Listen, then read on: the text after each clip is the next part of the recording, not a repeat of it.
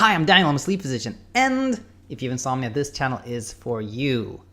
Insomnia, as we've talked about, does not like when you deprive it of attention. In an email from Jonathan, we're going to see how he did just that by giving attention to indigestion and acid reflux. Psyched having you back here. Hope you're doing really good. And if you're new to the channel, a big welcome to you. In this episode, as I mentioned, we're going to talk about an email from Jonathan I think is really helpful. I want to reiterate something I think I've said it before, but I think it's always worth repeating this, that insomnia can be thought of as like a critter, or as Ellen called it, a giant that feeds off of certain things, and you can starve it of those things and then make things better. And I like to think of it as time and attention and fear.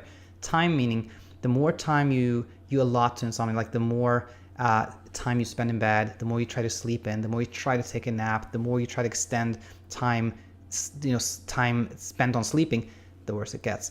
The more attention you give, the more you think about it, the more preoccupied you are with sleep, the worse the insomnia gets. And the more fearful you are, the more worried you are, the more power the insomnia gets. So in this episode, we're gonna focus on attention. Let's jump right into this email from Jonathan that I got 3 days ago. I'm gonna read it from the top. So as you know, my issue started after a trip I took to Europe, October of last year. As we established, all the worry about sleep messed up my sleep big time, and I became an insomniac. At the same time, I was trying to figure out why, and most of my efforts were going through the nutrition approach. I had lost 6 pounds on my trip due to stress and not eating enough, and due to walking a lot. Smiley. The first thing I thought was, oh my crap, my sleep is bad because I lost so much weight and my body is off. So I began eating a ton of food. I gained the weight back really fast, felt good, but after some time I began to have some issues with digestion, such as indigestion and acid reflux. This, of course, was a sign from my body that I was doing things that were not in line with how I should be doing it. All this, of course, led to so much anxiety over those symptoms. I would eat and right away feel as though the food was in my throat, and then later on have acid reflux that would force me to take a Pepsid. In all of this, I forgot about my sleep, and guess what? My sleep started to improve. He goes on to say that it didn't completely resolve insomnia, but it improved markedly. And what happened, of course, in this case was, Jonathan had some trouble sleeping, and he was, paying attention to that, trying to figure out why.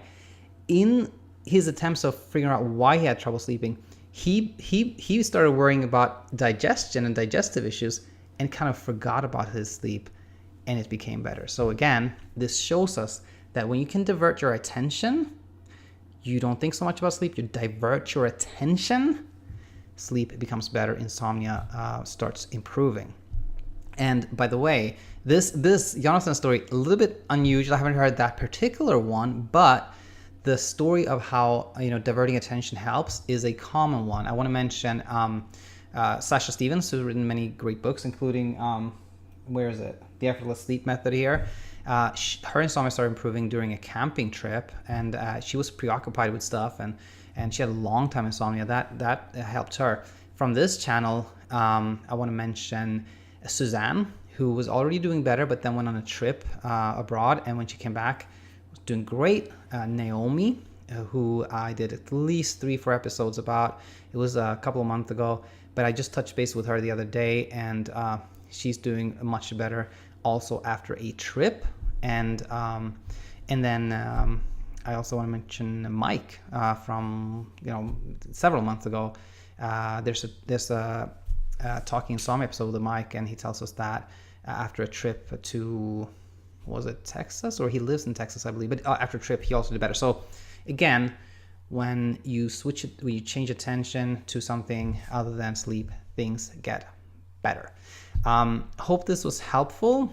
I have gotten 2 suggestions for videos that I'm going to work on. One is like what to do when CBTI does not, or how, I often mention that people do CBTI not correctly, and what is that? And I can't remember what the other question was, but many more good questions to be answered here. And if you have one, leave a comment or send me an email, daniel@insomniainsight.co, and hope to have you back here real soon. Until then, take it easy.